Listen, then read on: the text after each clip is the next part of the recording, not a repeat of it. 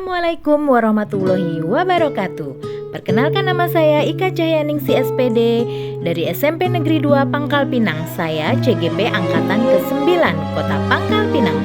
Pada kesempatan kali ini saya akan memaparkan tentang demonstrasi kontekstual tugas dari modul 1.3 Visi Guru Penggerak. Tujuan dari pembelajaran khusus adalah yang pertama, 1. CGP dilatih untuk menerapkan paradigma inquiry apresiatif untuk mengidentifikasi potensi diri dan membuat kalimat prakarsa perubahan. Yang kedua, CGP berlatih menyusun bagja menurut kalimat prakarsa perubahan diri yang telah dibuat untuk kemudian menjalankannya.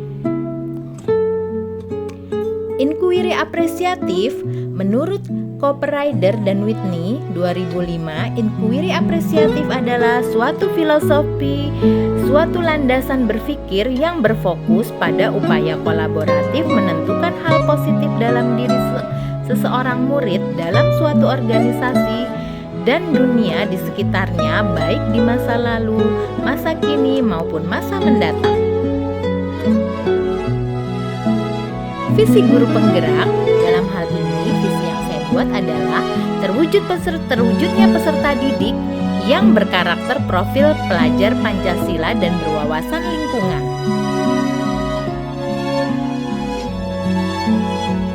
Penjelasan komponen visi. Berkarakter profil pelajar Pancasila, menggambarkan profil pelajar Pancasila karena sudah mencakup 5 dimensi yang ada di dalamnya. Berwawasan lingkungan, menggambarkan kepedulian dengan lingkungan yang ada di sekitarnya. Prakarsa perubahan yang akan saya lakukan fokus pada visi aspek berkarakter profil pelajar Pancasila pada dimensi kemandirian. Berupaya meningkatkan kedisiplinan pada siswa SMP Negeri 2 Pangkal Pinang melalui pembelajaran dan pemberian reward. Tahapan bagja dalam inquiry apresiatif. B itu sendiri adalah buat pertanyaan. A. Ambil pelajaran. G. Gali mimpi bersama. J. Jabarkan rencana. A. Atur eksekusi. Saya akan memulai dulu dari B. Buat pertanyaan utama atau define. Pertanyaannya, mengapa masih ada peserta didik yang masih belum menerapkan disiplin dalam mematuhi tata tertib di sekolah? Yang kedua, bagaimana solusinya agar peserta didik menerapkan sikap disiplin dalam mematuhi peraturan dan tata tertib sekolah? Tindakan yang dilakukan, yang pertama, melakukan observasi dan penilaian melalui buku catatan pelanggaran tata tertib sekolah. Yang kedua, berdiskusi dengan rekan sejawat dan kepala sekolah. Yang ketiga, mencari referensi tentang strategi meningkatkan disiplin. A. Ambil pelajaran. Discover.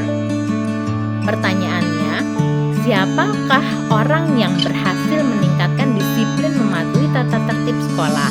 Yang kedua, bagaimana cara dia meningkatkan disiplin dalam mematuhi tata tertib sekolah? Yang ketiga, hal apa saja yang mampu meningkatkan disiplin dalam mematuhi tata tertib sekolah? Yang keempat, kemampuan apa saja yang harus dimiliki untuk meningkatkan disiplin? Tindakan yang dilakukan, yang pertama, melakukan kolaborasi dengan orang yang pernah berhasil menerapkan strategi dalam meningkatkan disiplin siswa. Yang kedua, merefleksi tiap akhir minggu untuk mengelola pembelajaran yang mampu meningkatkan disiplin siswa. Yang ketiga, mengidentifikasi kemampuan yang harus dimiliki guru untuk meningkatkan kedisiplinan pada peserta didik. G. Gali mimpi. Pertanyaannya, yang pertama, kebiasaan baru apa yang akan saya terapkan setelah kedisiplinan diri pada siswa meningkat? Yang kedua, apa yang saya rasakan saat melihat kedisiplinan diri pada peserta didik meningkat?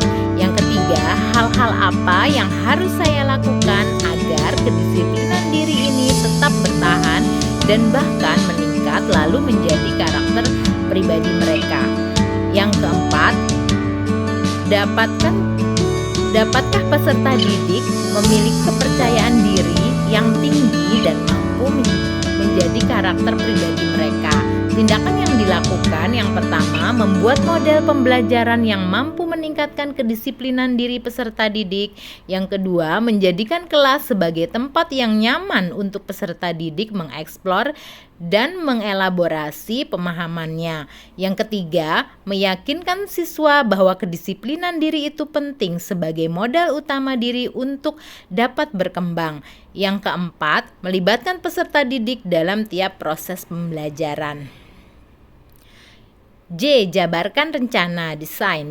Pertanyaannya, yang pertama, langkah pertama apa yang harus dilakukan untuk meningkatkan kedisiplinan diri peserta didik?